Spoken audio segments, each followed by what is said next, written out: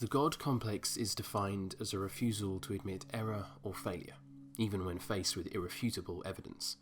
The person possessing said complex is defined as dogmatic and inevitably has little regard for societal norms.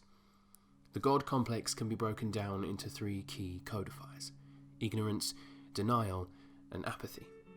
In this video, let's take a look at how the team at Santa Monica Studios deploy the God complex to create one of the most compelling characters in gaming history, Kratos. There's much about me I would not have him know. Few games have had the same impact on me than 2018's God of War.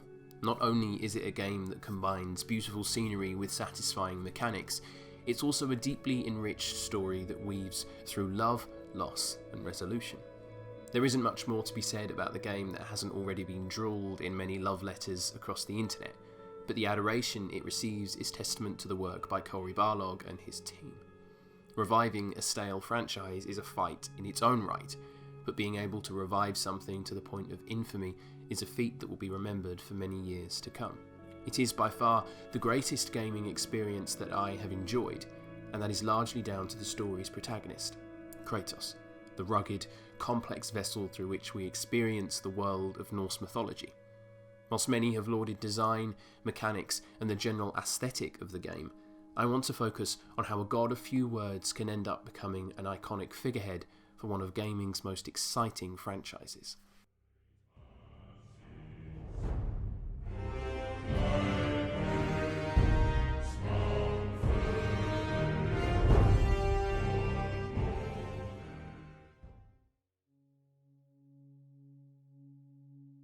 Kratos is a largely silent character, professing many of his emotions through the medium of screams or grunts.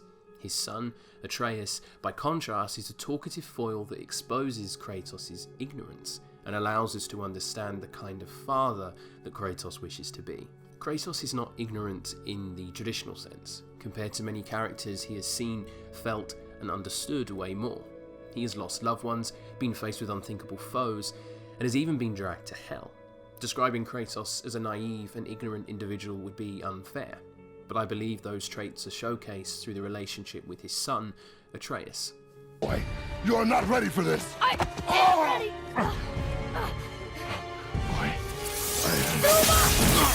Following Faye's death at the start of the narrative, Kratos is faced with being a single parent who must raise a child, not your everyday occurrence in the land of gods. From the opening sections of the game, we get a taste for the kind of father Kratos is.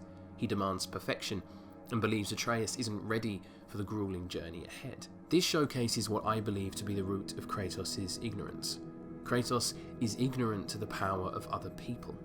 He does not believe that his son is ready until he realises that he is. He does not believe Brock or Sindri to be worthy craftsmen until they showcase that they are.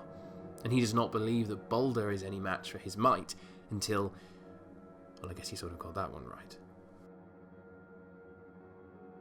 Point is, Kratos possesses a lack of understanding for the power of those around him, and this ultimately bleeds into his failures throughout the narrative.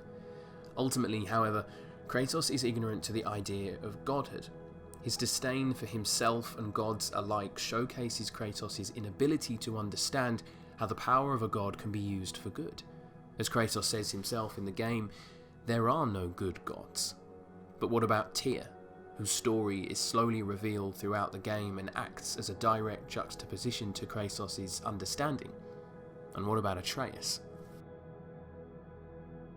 Kratos' hatred of the gods is understandable, but it's his denial of Atreus' fate that makes for compelling viewing. Despite ultimately knowing that his son is a god, Kratos avoids the subject at all costs. In his interactions with Freya, we see just how reluctant Kratos is to share this revelation with Atreus. Conversations with Mimir throughout the narrative show us how Kratos wishes to withhold this information in order to protect his son. But when fate wills it so, there is no option but to let it be. In God of War, godhood is literally depicted as a sickness, reflecting the worldview of our protagonist. Atreus' illness midway through the narrative acts as a turning point for Kratos, as an eerie silence descends upon the world, leading to an enforced confrontation with his past.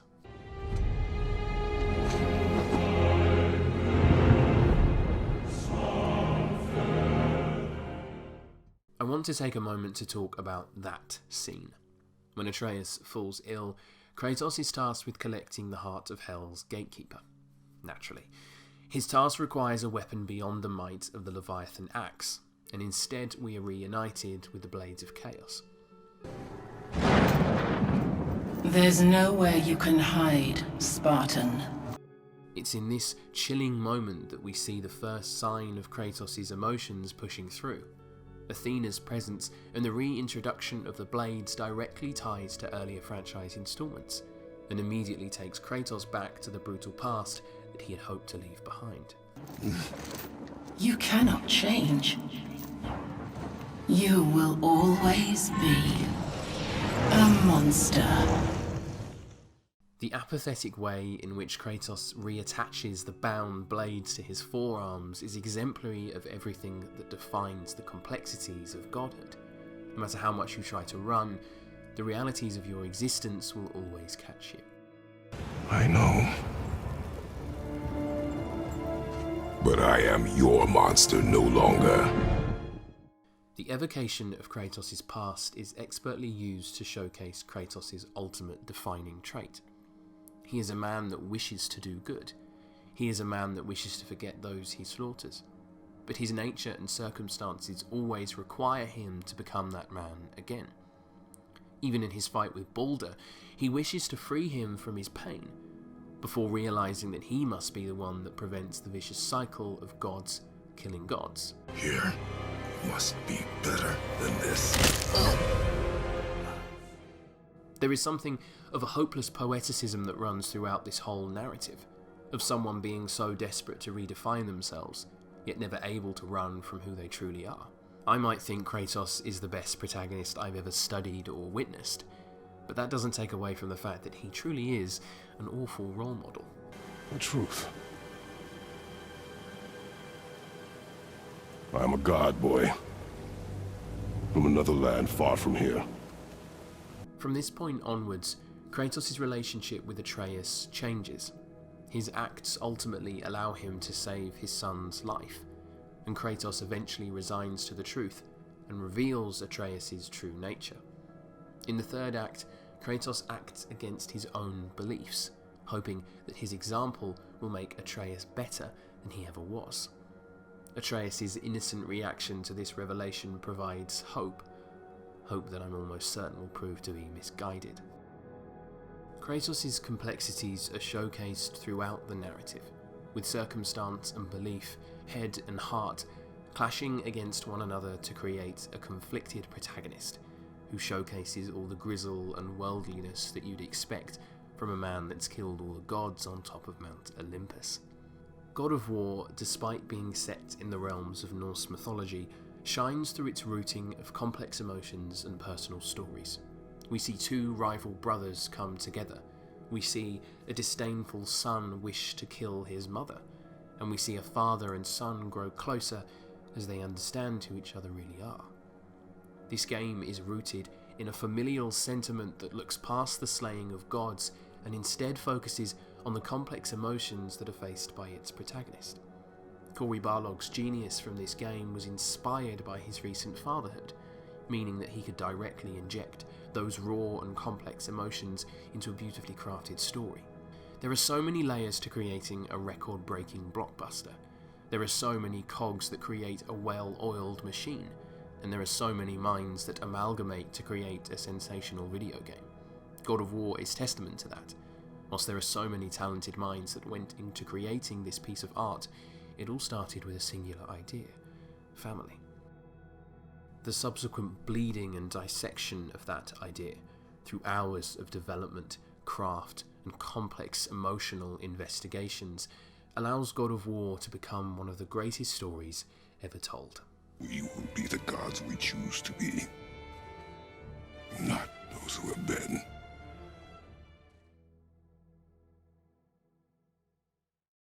Thank you for watching this video. If you enjoyed, please feel free to like, share and subscribe to Page to Screen. I'm Matt, and I'll see you soon.